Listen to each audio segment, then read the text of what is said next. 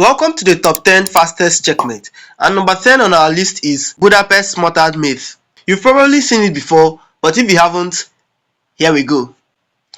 You start by allowing white take the center and you give up your pawn. While this might look like a blunder, we have a secret initiative behind it. White definitely will want to be up a pawn and take back, then you play knight to g4, attacking the pawn again. In most cases, 9 times out of 10, white will defend the e4 pawn with either knight to f3 or bishop to f4. Bishop to f4 with the idea of kicking away a knight on the next move. Play knight to c6, adding more pressure on the pawn. He plays knight to f3, adding more defenders to the pawn. Then we'll simply throw in this check, and this check is the deciding check. White definitely will not want to play knight to c3 as it gives him double pawns, or play bishop to d2 as it loses a defender of the e4 pawn. Us as black can simply capture and still be ahead in development. He won't also want to play knight to d2 as it still loses a defender of the e4 pawn. So the most common move here is to play knight bd2. We add another attacker, the almighty queen, to the d4 square. He proceeds to kick away our bishop. Of course, we can capture the knight and we can eventually win the e4 pawn. But don't lose focus of the title of this video. That ignore his threat and capture the pawn on e5. A huge blunder coming in for white. Can you find the mate? This is checkmate. Number 9 in this video is the England Gambit trap. In this England Gambit trap, we start by sacrificing our pawn. And surely white will love to capture. The moment he does that, it becomes a reason for our attack, as we put enough pressure on the pawn. And yes, it looks like black has successfully defended the pawn. We'll throw in this move, giving a check to the king, attacking the bishop on f3, and also attacking the pawn on b2.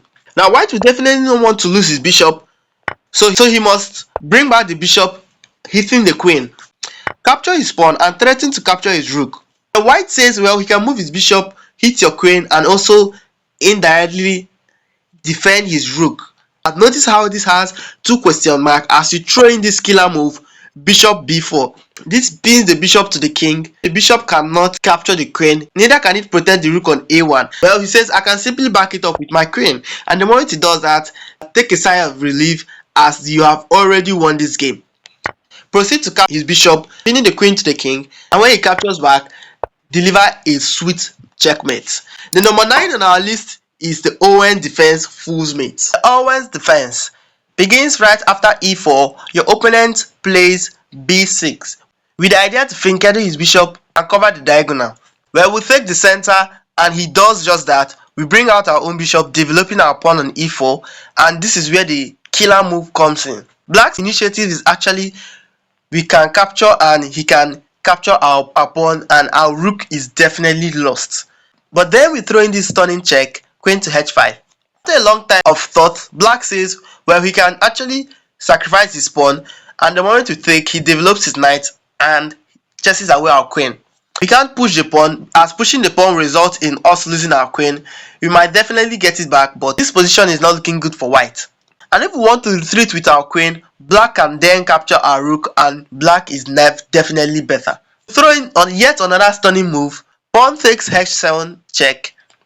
Yes, black can capture our queen, but I'm sure you can spot the mate right now.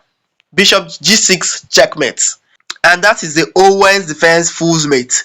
The number 7 on our list is the Italian game Smattered Mate, aka black boy showing Gambit. And yes, it begins after e4, e5, normal Italian stuff. And instead of mimicking white move, we throw a knight to d4, giving white an opportunity to start a supposed attack. The moment he falls for it and captures our pawn, eyeing the f7 square. And obviously black can't play a move like this as it just simply does nothing. We throw in this mysterious queen to g5. At the surface, it looks like black just attacks a pawn and white can still capture the knight, hit the queen and hit the rook at the same time. We ignore white's threat and capture the pawn, threatens to capture the rook at once.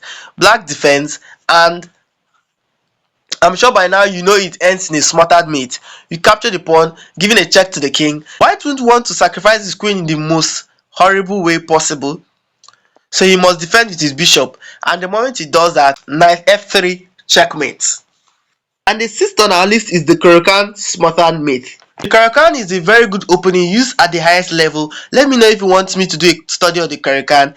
And here black plays c6, a very standard opening. And black strikes immediately in the center. We got our knight defending our center. White takes, we take back, all opening moves. Here black plays knight to d7. The idea of playing knight to f6 on the next move and trading white's knight. Now you see this move fails because we have this tricky little move, and the moment he plays that, notice how the move carries a double question mark, as you can simply move over here and checkmate the king. Now the fifth on our list is the fool's mate, aka the bed's opening. f4, and this is why the bed's opening has its name so. We sacrifice a pawn and he will definitely capture, and we fool him again by sacrificing yet another pawn. He captures and now he's up a pawn. But see how we have lead in development, develops his knight. Notice how this carries a double question mark. This is when we can actually strike. Strike with queen to h4, giving a check to the king. He blocks with j3. We can actually mate in two ways, but the juicy one is to sacrifice the queen, and this is checkmate. The next on our list is Dutch defense fool's mate. For f5, this is a Dutch defense on the board. Bishop to g5, stopping any idea of pawn to e6. And definitely black is uncomfortable with the idea and decides to chase away our bishop. We simply move it back and he push it yet another time, and you can see how this bishop, if this bishop comes back, is definitely trapped. So we don't wait for that, we strike in the center e4. Black will say, oh, this bishop is a free bishop, and the moment black captures it, you stun him with this queen to h5 checkmate. Third on our list is scholar's mate.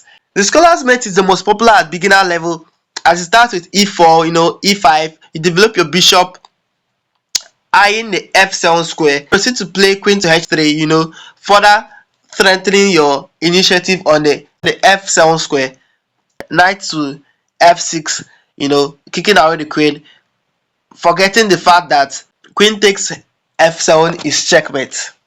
Now if you want a complete guide of what this opening is all about, how it's played and how you can refute it, you can do well to check my video about the scholar's mate and never fall for this opening again. Even if you use it against your opponent and your opponent knows the variation, you still have a better chance at winning. Check the video right now.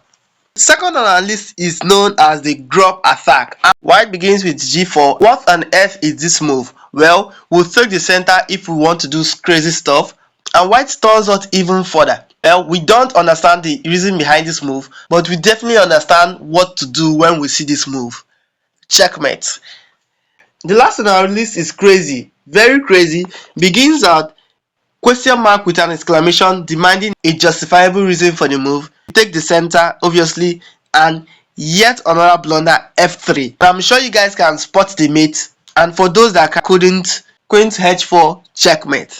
Thank you very much for watching. Please like, please share, please subscribe. See you in my next video.